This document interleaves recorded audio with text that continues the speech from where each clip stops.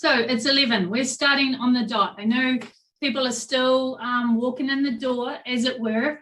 But we'll get started because we've got a lot to share with you today. So first, let me introduce myself. I know you all didn't come here to hear me talk, but my name is Annette Kendall. I am the director. The transcript is interesting because of my accent. My name is Annette Kendall. I'm the director of the Center for Entrepreneurship and Innovation at the Trulaske College of Business. And we put on events like this where our whole focus is on inspiring and empowering more students to develop an entrepreneurial mindset and gain more control over their future. And so I'm super, super excited to have Jake here today to talk to you. So you can follow us on Instagram to get the heads up on our future webinars that we're doing. We always have super cool guests. So at CEI Mizzou is our handle on Instagram. So without further ado, I will introduce you to Jake. So Jake is the founder of Trendsters. He's 21 and he runs a Gen Z marketing agency. And I've just spent the last half hour chatting with him. And I'm so super excited to hear what he's going to say with you guys. He's going to cover all sorts of topics. He's going to keep it super real. And he's going to talk for a bit and then run a Q&A. So feel free to put your questions in the Q&A part. And let's get started. So Jake, welcome. Thanks so much for having me. I'm really thrilled to dive into it. I think this should be a great conversation. And like you said, I'm 21 years old. I should be graduating from college this year. So for all of the seniors in here, I'm right there with you, and this is kind of where I should be in the process. And congrats on everything, closing the year out. I'm really thrilled to dive into this conversation, and I really want to focus on exactly that: keeping it real, keeping it honest, because there are so many incredible entrepreneurs, and I'm sure you've had some in the past speak. There's plenty online that I think we all follow here and there. But I'm here to tell you it from the perspective of me being 21 years old. I'm in the same boat as a lot of individuals. And I want to start with exactly that. There's nothing about me that's inherently special or unique. There's not some secret that I know that others don't. And I'm still, while I've certainly made a lot of progress in the business world, I would still consider myself an idiot on 99.9% of all things. And so for anyone that sometimes feels that way or is often hard on themselves, like myself, can be at sometimes, I'm right there with you. And I think the best way to start would be kind of an intro into myself and some of the backstory, and then I'll dive into some key topics. And then, like you said, I would love to then dive into Q&A where I can really tailor and answer specific questions. So we'll dive into that in 15 or 20 minutes following this. And so everyone have your questions queued up, ready to go. But I think a good starting point. So right now, today, I'm the founder here at Trendsters. And what we are is a Gen Z agency helping brands understand and also reach Gen Z consumers. And we work equally with challenger and startup brands, as well as Fortune 500 brands that we worked with more extensively over the past year and will continue to work with moving forward, including brands like Coca-Cola, McDonald's, L'Oreal, Denny's is a fun one, North Face. If you guys are all on TikTok, we do a lot on there, and we run the North Face account on TikTok. So lots of really fun, unique stuff. And we help brands, like I said, understand and reach Gen Z. And in terms of understanding, that's a lot of insights and research and consulting and strategy. And then in terms of actually reaching them, we have an engine of creatives, influencers, social media people that are, as you guys are scrolling through social media, the brand content you see, the ads you see, that's what we're doing for a lot of our clientele and tailoring that to you, because I'm sure you scroll oftentimes across a lot of brands or ads and you're like, this is very lame and clearly made by someone that doesn't understand me. So we're here in the market today to fix that. And what's interesting is, today I'm 21 years old, leading a team of 27 full-time individuals. in 3 countries, actually. We have a team here in the US, in Manila, Philippines, and then also in Bangladesh, India. So working at a global scale allows for 24/7 execution, which is awesome. But ultimately, this is something that it didn't happen overnight. And just 3 years ago, I was a freshman college student at the University of Kansas, which I know we got some rivalry. So I'm sure you're not stoked to hear that, but I didn't graduate, so it's okay. It's not like I'm a Kansas alum or anything. I've no religious tie necessarily to the university. And where I was at that point, I was always interested in entrepreneurship. I was exploring it in high school, always starting businesses left and right, seeing what I can do. And ultimately, I finally found kind of some traction in Snapchat. So I had a Snapchat media brand, and we had thousands of followers that followed me and my friends just doing really dumb things. And this was Snapchat 2016, pre DJ Khaled years, before it really took off. And then small businesses in the area started paying us to promote. And when I say promote, I'm not talking about like the business we do now. I'm talking like $100, $200, $300. But at the time, I'm 17 years old. I'm like, $300 just to post on Snapchat? That's the coolest thing I've ever heard. Let's do it. That's when I got introduced to the marketing and advertising space.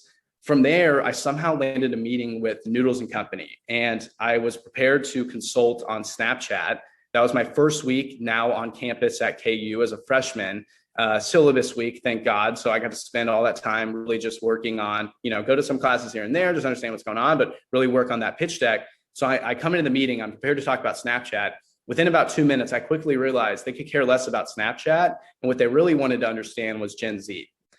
And that was the moment where it kind of hit me, wait a second, there's something bigger here. I don't know what it is, but there's something bigger here and I want to work towards it.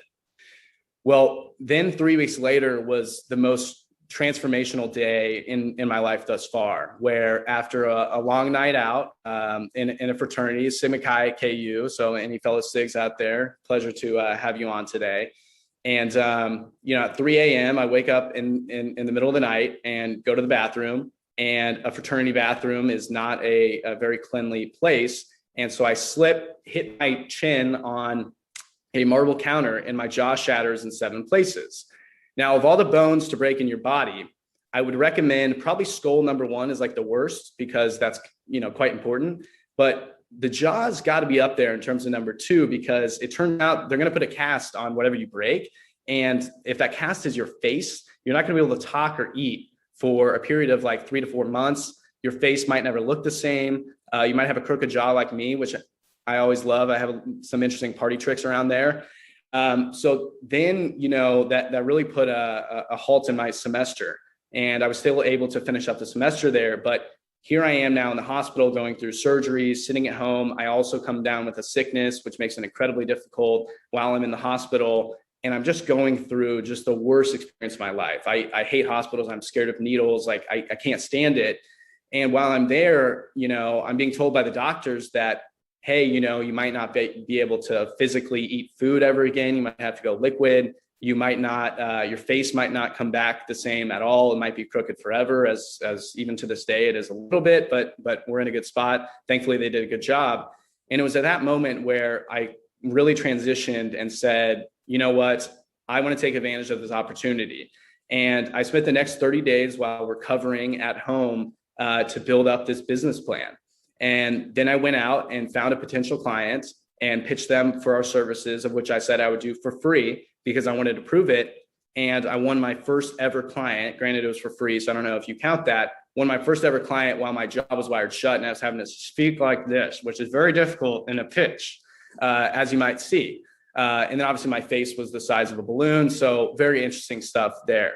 So that's ultimately the origin story. And then, later on that summer, I went full-time with the business, and within 2 months, we had some good PR, news stories started bringing us in, and we had clients that were paying us, and I was able to sustain and then ultimately leave school and go full-time with the business. And that was that transitional moment for me.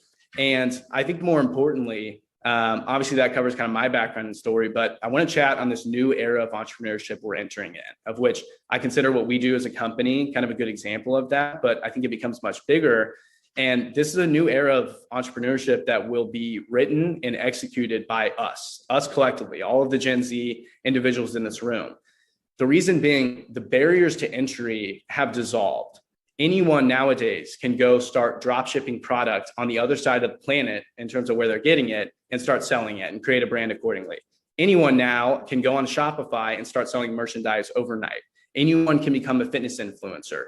And we're seeing this across the board. When you have Addison Rae launching Item Beauty, and she's able to directly compete in the cosmetic space against L'Oreal, P&G, and Unilever, some of the biggest billion-dollar brands in the world. Then you have Mr. Beast launching Mr. Beast burgers utilizing cloud kitchens, able to compete with McDonald's, Wendy's, and Burger King at the biggest scale, selling 1 million burgers within its first month. Then you have Logan Paul fighting Floyd Mayweather, dropping NFTs and making $5 million overnight, selling NFTs through cryptocurrency. What we have is this new era of entrepreneurship and chaos. Chaos created by a lot of things, but ultimately derived from the internet and the opportunities that exist accordingly. And I can tell you definitively, there's more opportunity today than ever before in history. The reality is, it is easier to start a business, to make money, to start a side hustle, to build a media brand. It is easier to do that today. Yes, we have a million things going on. Yes, we have COVID. Yes, there's global problems. Yes, there's political problems. Yes, maybe we end up having inflation problems in the US, or who knows what's going to happen with the Fed. Yeah, the stock market's been down for the past 2 weeks. Yeah, your parents don't want you to start this business. They want you to go get a corporate job. Yeah, your friends don't support you. Yeah, your significant other is kind of causing some problems in your life and doesn't want you to do it. I understand all the problems that we have today, but there's no denying that there's more opportunity that exists in the market today than ever before, and it's on us to take advantage of those. But in terms of how we go about it, the current methodology and approach appears flawed. There's this idea, and I always felt this way when I was starting out and trying to get to the next level and grow, that there must be some secret, there must be some list, there must be something that exists out there that these individuals doing it know that I don't know. When I was, once a student in an entrepreneurship event, that's all I was thinking the whole time. What does this guy or gal know that I don't? And then as I got started into it, connecting with mentors and networking and learning from them, I quickly realized there is no secret, and that these people who were doing exactly what I wanted to one day do didn't know anything more than me that was inherent to them. They were just out doing it, and they were leveraging their inherent strengths to get there. I think inversely, you have a different problem that also exists. The reality is entrepreneurship is hot. Like over the past decade and really just the past 2 years, it seems that entrepreneurship is like the coolest thing ever. Everyone wants to be an entrepreneur. 56% of all Gen Z individuals want to be an entrepreneur within the next decade. And I love that because I think we are creating this new creator economy, and people can create side hustles and earn income in interesting and unique ways and change the corporate 9-to-5 job structure, which I think is a win-win for everyone. But what comes with that is this glamorous vision of entrepreneurship, that entrepreneurship is this incredible thing where you don't have a boss, you pick your own schedule, you do whatever you want. The reality is the opposite is true. I have more bosses today than I've ever had in my life when I was interning at Cerner. I had more freedom to do what I wanted when I was an intern at Cerner and I was working at an actual company than I do now today. Because yes, I certainly have freedom of decision-making and direction, but now I answer to all of our clients and customers. I answer to all of the team members we employ. I answer to all of my mentors and advisors that sit on the board of our company. And it's also one of those things where, yes, I could wake up on a Friday and do nothing, but the business is not going to sustain itself if I'm to do that. And so I think there is this idea, this falsehood that entrepreneurship is so glamorous when in reality, it's the opposite. And it's incredibly difficult. And I can tell you firsthand, it's the most difficult thing ever. I'm 21. I feel like I'm 49. And I just shaved my head 2.5 weeks ago. I don't know why. Maybe I was stressed out and just wanted to do that. I'm surprised it's not growing back as gray, or I'm surprised I still have hair from all the things I've been through. But I think one of the biggest problems is that so many individuals want the lifestyle of an entrepreneur, and they see that entrepreneurship or the people on Instagram flexing with cool cars and cool guys or girls and at nightclubs and doing all those things. Those aren't real entrepreneurs. Those aren't real people. Those are people selling you courses or other BS that ultimately isn't going to actually help you. And it's not to say that all of those are falsehoods, but That's a 0.00001% of all entrepreneurs on the planet. And yeah, certainly you could work your way to get there, but if we want to be practical and real, it's likely not going to happen. The other thing I often hear from a lot of students is around education. Question I often get is, hey, Jake, I want to start this business. How do I go about dropping out? How do I make that happen? And, hey, I want to start this business, but I need to drop out first. And the educational system is flawed, Jake, and all this stuff. And look, I understand. And I think there's improvements to be made in the current educational system. But I also think we need to do the best we can with what we got. And it isn't the job of a university to turn you into Elon Musk or Mark Zuckerberg. If that were the case, then we'd have a lot more Elon Musk and Mark Zuckerberg, and then it'd be a much more competitive market. It is on you, the individual, to use the tools and resources you have and make the most of what you do have. The other thing is being practical and real. And I see far too often young entrepreneurs trying to become the next Mark Zuckerberg. They want to start, a company doing this crazy thing. It's Uber, but for this. It's Tinder, but for this. It's Facebook, but for this. And while certainly the concept does matter a little bit at the end of the day, it's one of those things where we have entrepreneurs going out there and trying to start companies, and they're trying to make millions of dollars before they've made $1, before they made $1,000, before they made $10,000. So many are writing their goals for this year, or financial goals. They talk about how when they're maybe 30, they want to have $100 million in their bank account. But yet today, they don't have the micro steps to actually get there. If your goal is to one day be a billionaire, to be a millionaire, be whatever you want to be in the entrepreneurship, be one of the best, you need to break down the micro steps and step by step in the process that's going to get you there, and focus on that today. So many are focused on trying to go IPO into a $50 billion company before they've even made $10,000 as a company. So I think focusing on the specifics and the details, and understanding that entrepreneurship is not just raising money and going to the market and IPOing and making a ton of money behind it. Yeah, that happens, but it only happens for the best of the best companies on the planet. And when it comes to actually making that happen, I think the biggest piece of advice that I've followed religiously is leveraging your inherent strengths.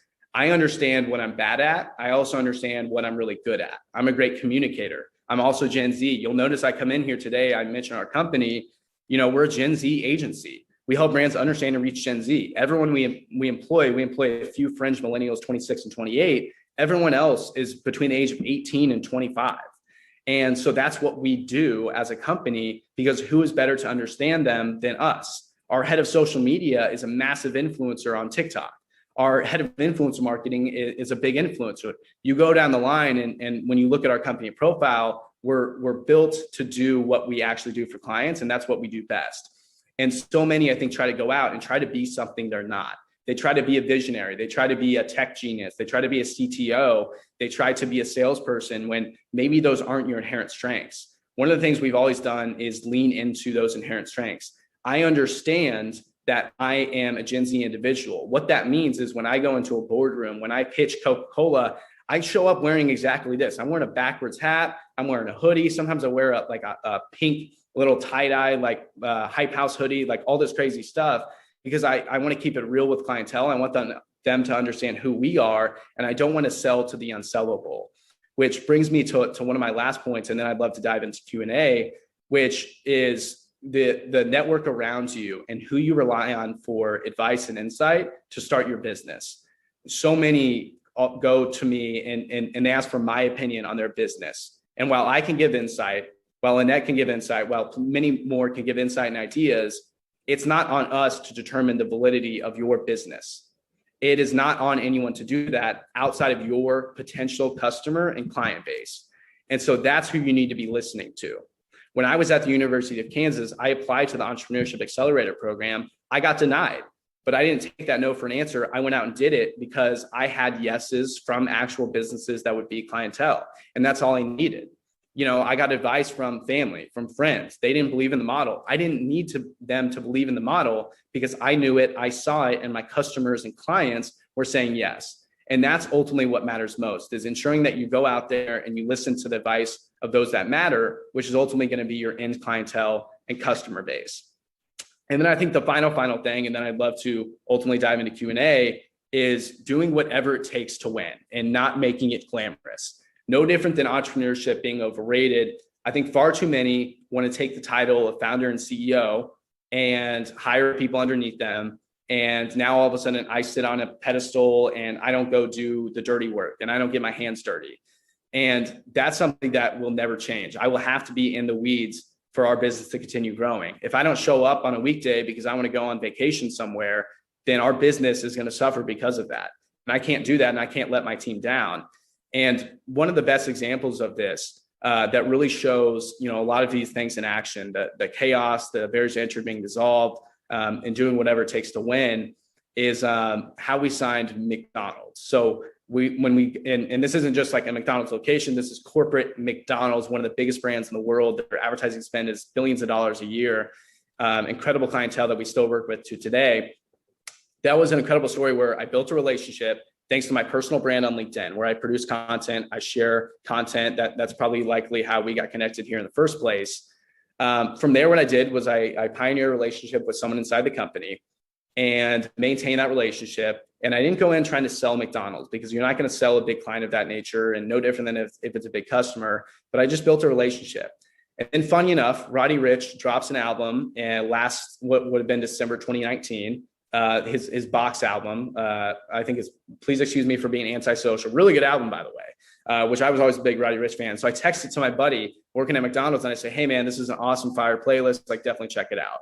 He then tells me about some of the opportunities that exist at the company and how we should look to work together. And that's how we then cultivated the relationship. Well, then a few months later, zero traction was made because getting a big corporate company to work with you is incredibly difficult. And I finally said, okay, I'm going to bring this one to life. I'm going to make this happen. I text him and I tell him, I'm going to be in Chicago Thursday and Friday. We're meeting with another client, would love to meet with you. That wasn't true. I wasn't going to be in Chicago. That was kind of a white lie, but one that led to something great. He then tells me, sure, come by the Global HQ. I'll try to get you a meeting with my boss. Well, then Thursday comes around. It's 5 a.m. We're about to drive to Chicago, and there's an absolute snowstorm. And we then drive for 12 hours in a snowstorm in my buddy's Camry, of which the brakes hardly worked. It was one of the more dangerous moments of my life. Didn't know we were going to make it out, but we were going to do anything to make it to that meeting. I'm not advising anyone go do that, by the way. I'm just sharing the example. From there, we go meet with them, and I happen just to bump into their chief marketing officer. We cultivate a relationship, and 2 months later, they're a client, and still to this day, we work with them. And I think that's an incredible example of a couple different things. And I'll also make a note of, we show up to that meeting, and it was 4 of us on the team at Trendsetters. We only had 6 employees at the time. This was a little over a year ago. And we didn't show up in suits. We didn't show up trying to pretend what we didn't know. We leveraged our strengths. We went in and said, this is Gen Z. This is how we can potentially work together. And I wore probably the same outfit then that I'm wearing right now. And we were real and we were honest, and they loved and appreciated that. And your potential customers and clientele of any potential business are going to love that as well.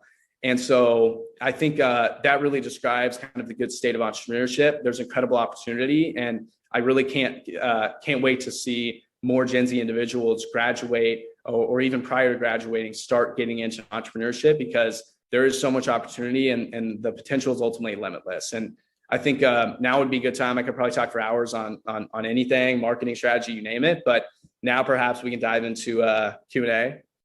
Okay, thanks, Jake. So I'm pretty hyped for a Friday morning already, right? Like, so much energy happening here. So if you have a question, use the Q&A for your question, not the chat. So put it in the Q&A. I just want to ask just quickly, okay, so you talked about being, when you're in college, leveraging those resources and things like that. So what is one thing that our students could do after they get off this call that you would recommend they do and like one concrete practical tip for college? Yeah, I think the biggest thing is to start doing it and focus on only 2 things. Focus on number 1, revenue, and number 2, brand. You might not be able to sell potential customers or clients right away. If that's the case, then the next best thing you can do is build brand, and ideally you can do both. So, for me, what that was when I was in college, I didn't have so much time to work on the business. I didn't know how to sign clients. I didn't have any experience doing a lot of that. And there was no help self or book or guide that was going to teach me exactly how that would work. So one of the things I did is I just started pitching and seeing where it would go and not being afraid of hearing no, because what you have to realize is you have to take the approach of a learner and always remain curious and willing to learn. That's really the best way. If you go into it and you have expectation for yourself to accomplish X, Y, and Z, you're going to set yourself up for a very bad position and poor position. I think what you should do instead is take the approach of a learner and look to go learn from others and see what the model looks like in real life. But that's what I would say is go start. If you're a graphic designer and you want to start a little design shop, go start pitching businesses on that. You don't need to have 1 million employees. You don't need to have, a massive portfolio. Just start doing it. And maybe your first few clients, you do it 100% for free. Or maybe if you want to start, you want to finally start your podcast or your fitness page on Instagram, I would recommend just start doing it. Don't wait for the equipment to arrive for the podcast. Don't wait till you have a better camera so you can have better quality for your Instagram fit pictures, so your abs look a little bit more shredded on this 4K camera instead of your iPhone. So many are trying to overdo it instead of just keeping it simple and doing what they can with what they have. All right. Thanks, Jake. So we've got a question here in the question. So Vivek, what's up, Vivek? I'm super happy to see you here. So Vivek says, how will blockchain and cryptocurrencies influence how companies will have to market towards Gen Z? Yeah, it's a great question. I think it becomes a larger question because really the question we should be asking is how do blockchain and cryptocurrencies allow for really a destabilization and reliance on the US dollar, on how we transact, a lot of interesting things. One of the things that you can look at in history, like not necessarily an example of this, but kind of a result of it, look up how Pepsi became the 5th largest Navy fleet in the world. And the reason that happened is because during the Cold War era, we wanted to kind of amend relations with Russia. And so we introduced Pepsi to the market there. They somehow won that contract through, traditional Russian oligarchy systems. And then what happened, though, was the Russian currency wasn't going to be available or reliable for Pepsi to take. So instead, they would trade military gear and resell that back to the U.S. And so that's how we acquired a lot of interesting military equipment. And there was a point in time where Pepsi had their own Navy fleet. And I think that's an example of not where it goes, but of the potential where what happens when businesses and brands start allowing for payment through cryptocurrency. The Dallas Mavericks just released that they would now accept Dogecoin as a payment, which who would have thought that would have been the case even years ago.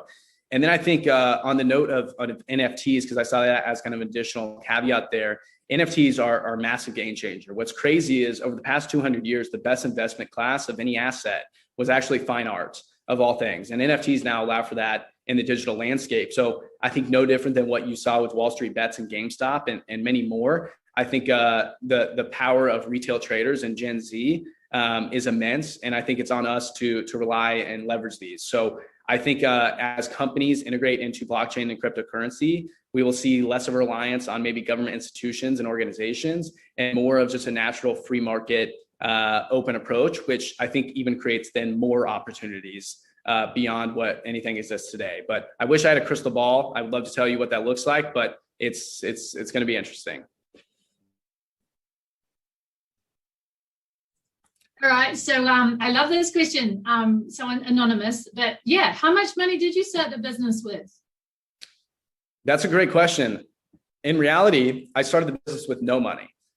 You can go out, you can buy an LLC online, but I would recommend don't go buy an LLC until you first sell your first customer or client, because you really don't need to. Until you make money, you don't need to be a registered LLC, because at that point, you're just blowing $200 on an LLC, of which until you actually drive revenue to it, you don't have any taxable income coming from that. So I started it with zero money. One of the things that I did though early on, I hired all my friends to work with me so they could get experience and on sweat equity, and that worked out really well because I couldn't afford to hire employees. I'd hire kind of young creators who would be able to get experience, build a portfolio. So I started with no money. But that summer, when I really went hard into the company, there were times where I wanted to bring someone on, or I wanted to pay for this or do this thing or get this equipment. I would literally mow lawns on the weekends, despite me running my business and having some clients. I didn't have enough clients to fund that, So I would mow lawns on the weekends to make a quick $100, $200, $300 like I used to do when I was 14, 15 years old. Now I am at like 18, 19 doing it. And I would mow lawns on the weekend to make extra money to fund stuff. So yeah, you got to be scrappy. You don't need money to get started. And then I saw the PS, do you listen to podcasts? Yes, I listen to quite a few. Gary Vee's got a great one. Morning Brew has a great one. Business Casual. There's a lot of others as well. And then we also have our own podcast, the Trendsetters podcast. We welcome on some of the biggest CMOs in the world, CMOs of Coke, North Face, IBM. We have NASA coming on soon. So we have some crazy stuff. So definitely check out our Trendsetters podcast sometime.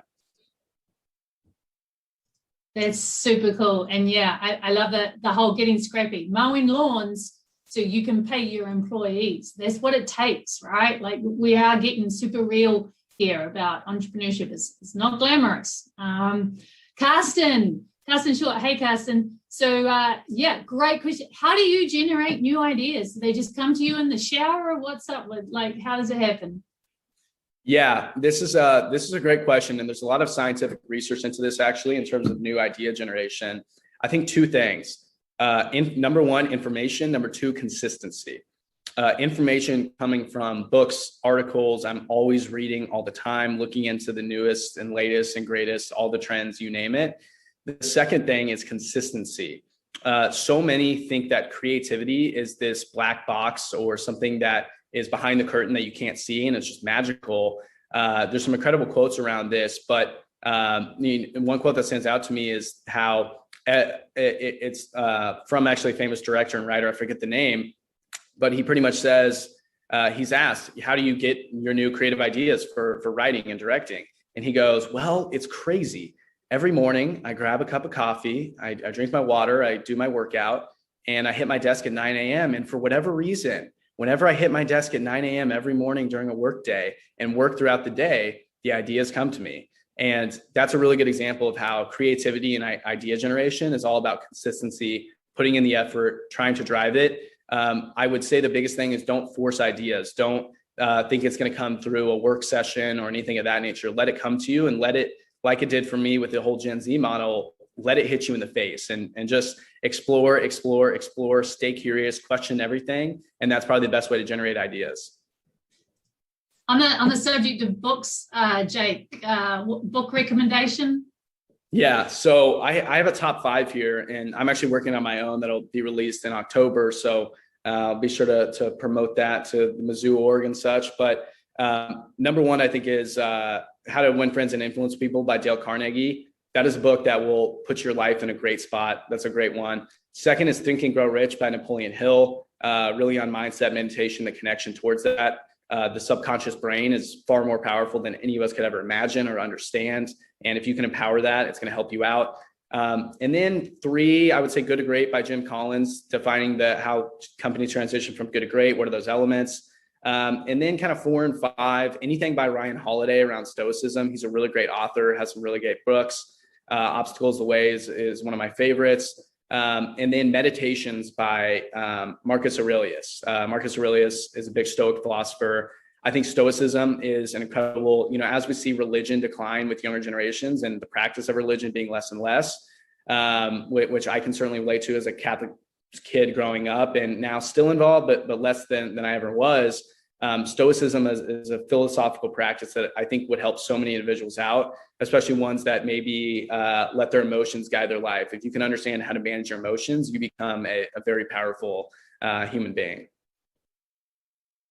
Awesome. God, I said this to Jake, you guys, I said this to Jake when we were chatting before, like, how cool would it be to have Jake as your professor, right? Like, we're learning so much, so much. You're obviously a fierce consumer of education and knowledge. So even though, dropped out of college for sure, but that doesn't mean the learning stops. So Aiden's got this question here. Jake, what are your ideals as a young entrepreneur? How many hours do you work a week? Congrats on McDonald's. Yeah, Aiden, that's a great question. My ideals as a young entrepreneur, I don't know if I have specific ideals or principles that I follow. What I will say is I kind of let those develop over time naturally. I don't like predefining or premeditating on those. Stoicism is a philosophical practice I follow quite a bit because I think that's incredibly helpful, being mindful and things of that nature. And then in terms of the hours that get put in, nowadays anywhere from like 60 to 70.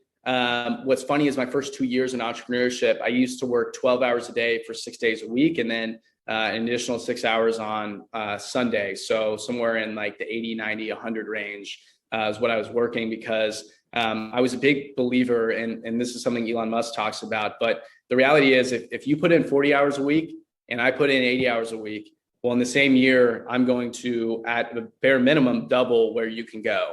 And if you believe in the flywheel effect and acceleration, that really starts to accelerate itself. So I'm a big believer of putting in the time, the effort, the energy, but also within that, not wasting my time on things that don't matter. Even to this day, we spend as a company very little time in meetings with one another. We like to just get our hands dirty, get the work done. We communicate with agility. We don't try to make everything perfect. Not every piece of content we post for a client or ourselves has to be perfect. And we don't let perfection bog us down. We're more than happy to push it out if it's good enough. And I'm okay with maybe a team member's work if it's 80% of what I could do. So that's kind of my approach, and maybe that's kind of my ideals. And then I also saw from Lindsay, Nicholas, where are you living now? Do you want to move to other places in your career? It's a great question.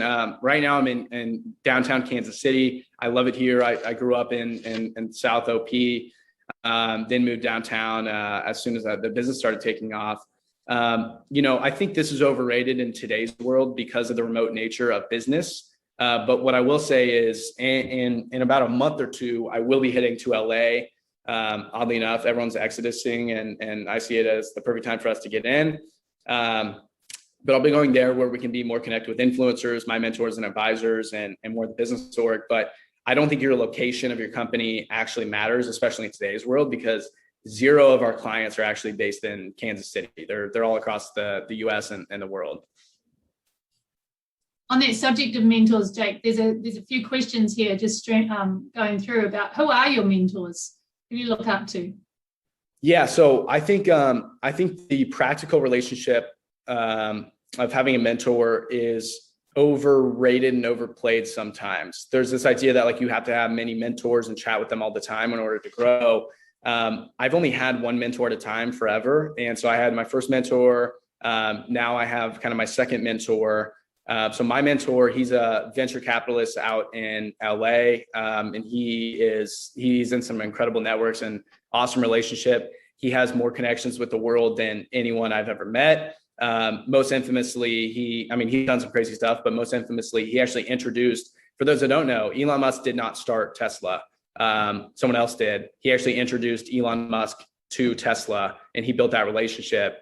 And then he was, if you guys have seen the story of Elon Musk, when he made all that money from PayPal, but put it into his businesses and had to take a loan to live somewhere. A lot of people say like he lived at the office, lived at the gym. That's actually not true. He had a house in Santa Monica. My mentor and their neighbors, they would play poker every other night and kind of hang out, and they actually had to pay his mortgage.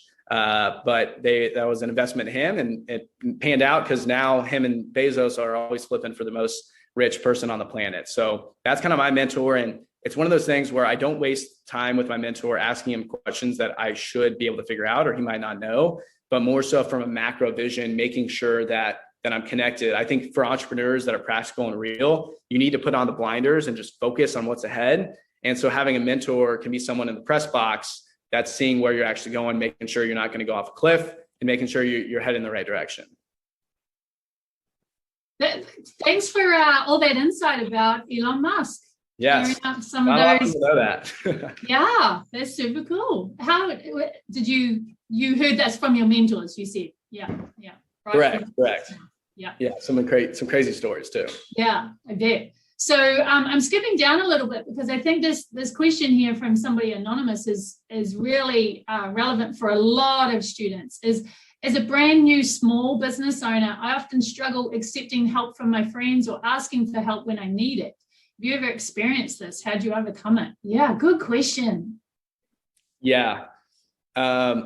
Yeah, it's a great question. And it's important that you shouldn't accept help from anyone. And if you do, I would make sure it's structured and organized and very clear, especially with friends, because things can get hairy and tricky, as I've certainly experienced firsthand. But I think it's one of those things where you need to understand what you're not the best in the world at and work with people who might be or can help you in those arenas. I'm fortunate enough to have a COO that is like very polar opposite of me. I'm like super talkative, crazy idea, visionary guy. He's more introverted, operational, gets the work done and processes, systems, you name it, planning. So, that was my first hire when I really took things big with Trendsetters, because he had those complementary skill sets that I just didn't have. So I think finding those, but in terms of how you overcome it, I think detaching ego maybe a little bit is helpful. Understanding that while certainly you're the biggest driver of your business, you are not your business, and you are so much more than that as a person. And this is just, one part of your life and your life stage. Disconnecting from it emotionally is really important. So I would say exactly that. Like, I think you need to detach from the ego that might be associated, and also understand when you do get help that someone doing something at even 50% the level you would, well, as long as it gets done, you weren't going to be able to probably do it anyway. So it's better done than done not perfectly. And I think that's also on the note of chasing perfection, which doesn't ever exist. Be okay with settling for less than perfect. Yeah, I think some of it's about this fear of rejection, right? I don't want to ask my friends to help in case they say no. And it's the same with asking mentors, would you mentor me? Just in case they say no. Mm-hmm. So yeah. How is that? Have you ever been told no? Oh, yeah. Yeah, I bet.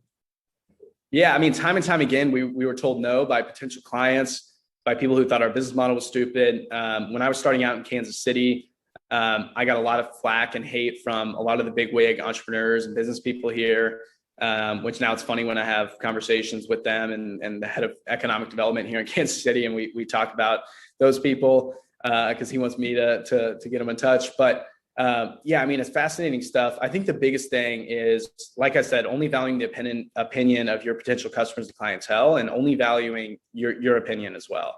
I think not letting the opinions of others affect you in any way, let alone personally, but definitely in the business world, is really vital. I can sit here and say, my company's doing this, this, and this, and you should listen to me. But the reality is, if you ask me a question relevant to your business, even if I give you an answer that you don't want to hear, that's not necessarily the right answer. And how am I to know? I don't know all the details of your life nor your company. So I think that's one of the biggest things there is being okay with hearing no. Yeah, being okay with it. So Christian asks a good question. Do you have more than one stream of income, or is it just all fully trendsters? Sorry. Yeah, it's fully Trendsetters. This is something that I hear often, like this idea of passive income and other unique stuff. I don't have anything against it, but I'm all in on my company, and that's what I believe in, and that's what I want to take to the moon and take to the next level. So I spend very little time, maybe I'll put money into a Roth IRA, but outside of that, I'm not going to waste my time trying to dive in and delve into other things. I want to focus 100% of my efforts all the time on what I can be the best in the world at. And yeah, I could go buy some rental properties. I could go, drop ship product. I could go build this passive income business, but that's not what I want to do. And I think that's another important thing, especially when it comes to making money. This kind of ties in with ego, but certainly everything we do as a company, like our company has to make money at the end of the day, make revenue and make profit after expenses, right? And that's really underrated. But it's one of those things where I shouldn't be chasing money. I should be chasing the bigger vision for the company and where we want to go. And so I refuse to chase money. If we don't want to work with a client, even if they're going to pay us a lot, we're going to drop the contract with that client. If there's a potential client for us, but it's not what we do best, even though there might be money there, I'm going to say no, because you have to be willing to say no to money. And as you get into entrepreneurship, your biggest struggle will be knowing when to say no to opportunities. I know that I could probably start doing Davey Day Trader, getting into Buzz right now. I think that's like the hottest ETF now, and find ways to make unique money. And I think that's interesting, but I'm not passionate about it. I really don't care. And I don't want to spend all day looking at blips on the stock market, or drop shipping product, or dealing with rental properties and all that stuff. So I want to do what I'm passionate about, what I love doing, and make money from that. And if it's outside of that, I could care less about the money. I love this. Okay, so Josiah's got a question, and this is a really good question. What advice do you have for us that are about to graduate and go into the workforce but aren't interested in entrepreneurship? Yeah, it's a great question. I think, first of all, I love that because you haven't been taken by the I guess the glamour of entrepreneurship. So I love hearing that. I think the biggest thing is ensure that when it comes to taking whatever job you end up taking, take the job where two things are going to happen. One, you're going to learn the most, and two, you're going to get the most opportunity to grow in. Do not take the job that just pays the most or has the biggest brand title, or, your uncle knows the manager there, so it's going to be easy for you. Do not do that. Put yourself in a position to succeed and learn. Let me tell you this firsthand. This is something I always tell young individuals working in companies. There is no amount of money you are going to make today at 22, 23, whatever years old, in your 20s and your 30s, that if you were to invest that time into making that money into learning, you can't out earn later on. The most important thing for all the young people here today is to focus on education, because you could go out, get a job, say even you're making $1 million a year for the next 10 years. A lot of that's going to taxes. So really it's only about 500, 400K, 600K, whatever. Yeah, that's a lot of money and that's awesome. And you're going to be set for retirement, but you could learn some things that are going to put you in a much better position to make money. So do not make a financial decision. Go where you're going to learn the most. And then I would say when you get into that role, go above and beyond and do the things that aren't asked of you. It is not like, a large part of a job will be like a school system where you have a syllabus, you know what you have to do day to day, but there's a large part of it that doesn't. Understand if it's a smaller company or a bigger company, regardless, understand what are the actual economics behind this business. How could I support that? How could I go above and beyond in this role? And, you can play the politics, but don't rely on playing the politics, being nice to people, being communicative, you name it. Just do the work, do the hustle, do the extra stuff. And don't be afraid to share your ideas and make sure you get a seat at the table. And understand that you might not know everything about that business, but you being a young person, you do have incredible insight into the future that they simply won't. You're going to understand more about NFTs and social media than they will. So advise on that. Even if you're not on the social media team, you might be in the finance department, give advice to the social media team. Do everything you can to provide value and go above and beyond. That's great advice. I'm sitting here listening to you talk, Jake, and I'm just like, I just want to create a course that every week you just listen to your podcasts. And that's the syllabus. I think people will get sick of my voice really quickly. Yeah, it could be. They get sick of my voice as well too, though. Hey, so James West, my man, this question. How important has proper business communication been, such as using perfect grammar and writing mechanics when communicating with potential clients? Yeah, it's a great question. One of the biggest things, it's less to do with business or professional communication. It's more about tailoring communication to what they're saying. This is especially the case in complicated B2B deals like what we do. Where different companies call different things, and you need to. So I would say tailoring the messaging to what your audience is and how they speak and the lingo accordingly. We certainly, and you can obviously hear me speaking. I use a lot of big words, a lot of jargon, a lot of business terms, but we like to keep it real. We like to keep it honest. We don't, try to do that, but we certainly tailor it. So it's less about business communication and more about tailoring it to your end audience, being able to speak the lingo. Because, a CEO of a small business in, Jackson, Missouri, that guy or gal is going to speak a little bit differently than someone from New York, even, who might be 30 years old, the head of social media at a big company. And so it's more about tailoring it to your end audience and meeting their lingo accordingly. And you don't have to pretend to be something you're not, but it's understanding the words, the phrases, the lingo they're using, and then ensuring that you're kind of adjusting your communication style to fit that. All right, so I'm scanning up the top again to the questions, and Drew Cole's got, what is it? Yeah, what is your hit list? Companies that you want to work with in the future? Yeah, it's a great question. I can share a little bit, but we want to continue working with Fortune brands that are doing incredible things, working at the biggest level. I can't share the specific ones, but, your big automotive brands, maybe like a Nissan, maybe continue to work with L'Oreal on some things. H&M's one that we really want to work with. Brands in that category. And then we also want to work with a lot of challenger and startup brands trying to change the world, whether that's in sustainability, innovation, AI, blockchain, crypto, brands that really have a purpose that goes beyond. Those are really the companies we want to work with. But, I'm one of those things where I'll kind of take what we can get and we'll do what we can as an agency, because that's one of the things where even though we are where we are today, it's something I can't be picky about, but McDonald's is a dream client. I want to continue working with them, and I want to launch something bigger than Travis Scott. That's my goal for this year. We gotta beat Travis Scott in that campaign. So this question, and you can choose to not answer this if you don't want to, given this is being recorded, but is there a brand that you think really needs your help? Oh yeah. So there's a lot. It's all of your CPG brands that are quite big. So think about a brand like Coca-Cola. Well, the way that, and I'll kind of explain why, because this shows you the shift that's happening. I mentioned this before, but I want everyone to understand the impact of what this really means.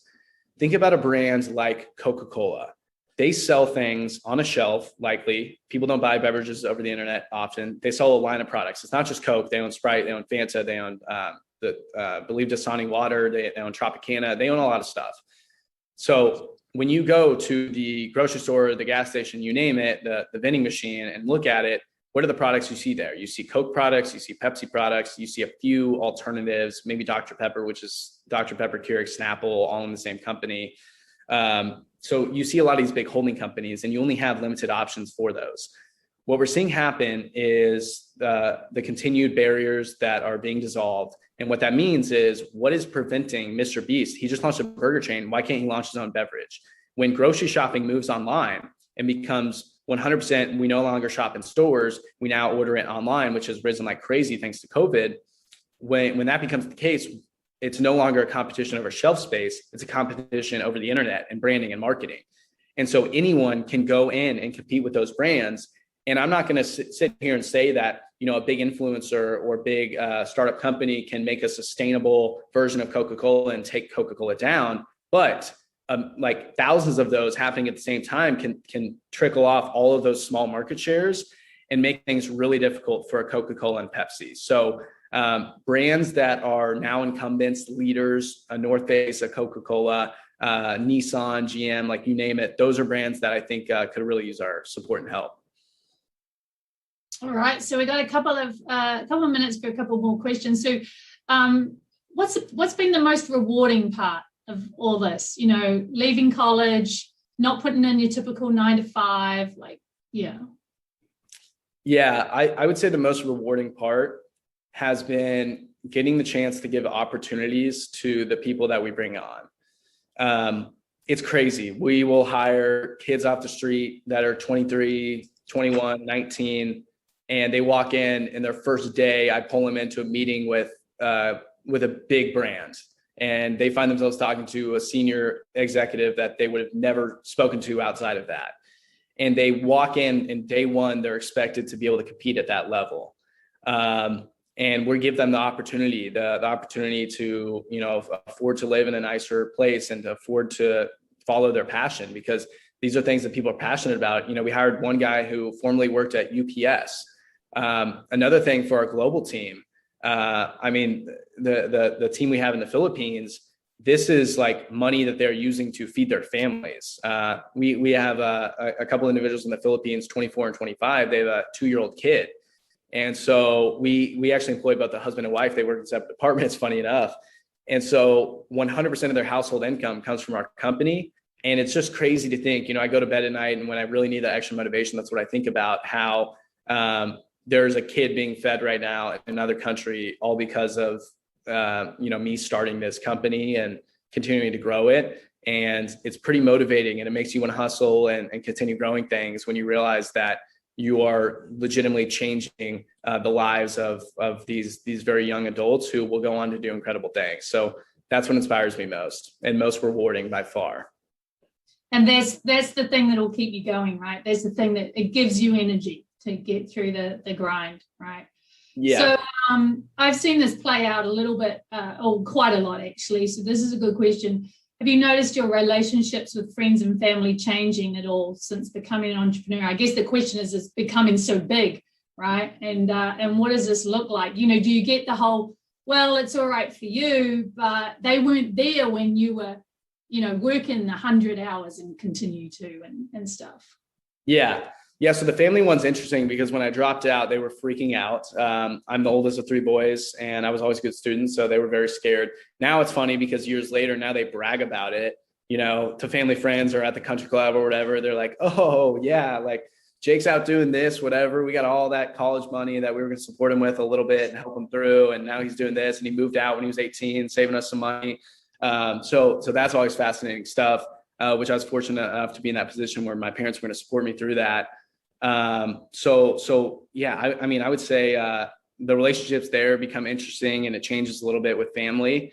With friends, that's probably the biggest one. You know, my friends that I had in my fraternity and at KU, I rarely talk to now. And when I left and went all in on me, you know, I probably could have done a better job of maintaining those relationships, but I really wanted to surround myself with a better network. And now it's funny because most of my friends are other young entrepreneurs, hustlers, our team members on the team, and other people doing great things because I want to be surrounded by that network. And so, you know, I don't want to say you have to ditch your friends, but I think so many people, it kind of dates back to high school.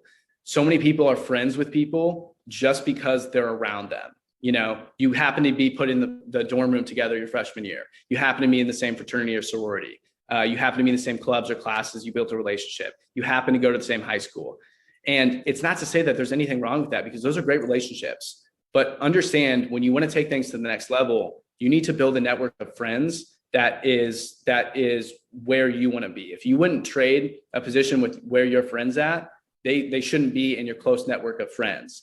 And so far too many people, they want to change their life and do this incredible things, but they're not willing to change the environments around them. And that's the number one thing you have to do. You have to change the environment around you. And if that means getting rid of or distancing yourself from friends, then that's what it means. And it isn't that you give your friends the bird and say, you're holding me back, because that's not true. It's ultimately on you, but surround yourself with people that you want to be like and that inspire you to do better. I couldn't recommend that more. And don't just have friends because they're around you. You know what I mean? Like there needs to be a purpose for that relationship. That is great advice for college students, right? Great advice to end on. So don't ditch out, you guys. I'm going to show the QR code that you've got to scan to get your points at the end of this. But just before we do that, Jake, what I tend to do at the end of every time we have someone come and speak to us is I get everyone to do a Twitter summary and throw it in the chat. So you guys, throw your Twitter summaries of today, throw it in the chat, because that's a great way of giving back to Jake and saying thank you to him, to show him what you got out of this talk today. So let's see them. Let's see the chat light up. What's your email? Oh, so Jake's on LinkedIn, by the way. So you can check out all his stuff on LinkedIn. So much great info and advice. Yeah. Yeah, thanks, Jake. So throw those. Oh. I'm going to throw the promos to the LinkedIn, to the Instagram. I'm all over TikTok too. TikTok's my favorite. This was truly an honor. Thank you so much. And if anyone has any further questions or specific questions, get in touch with me. More than happy to answer. I'm not going to sell you a course or some consulting thing. Like I'm here to help you. And because I want to inspire and empower more individuals. And if anyone's interested in marketing or entrepreneurship or business or creating, also hit me up because we're going to be hiring very soon. So would love to do that. And thank you again for making this happen, and looking forward to staying in touch. Yeah, thanks, Jake. Thank you. Thanks for giving us your time. And you can see in the chat there that you've definitely inspired a few. It might have been just the push they were needing to get started. So you guys, I'm going to share my screen right now for the QR code, and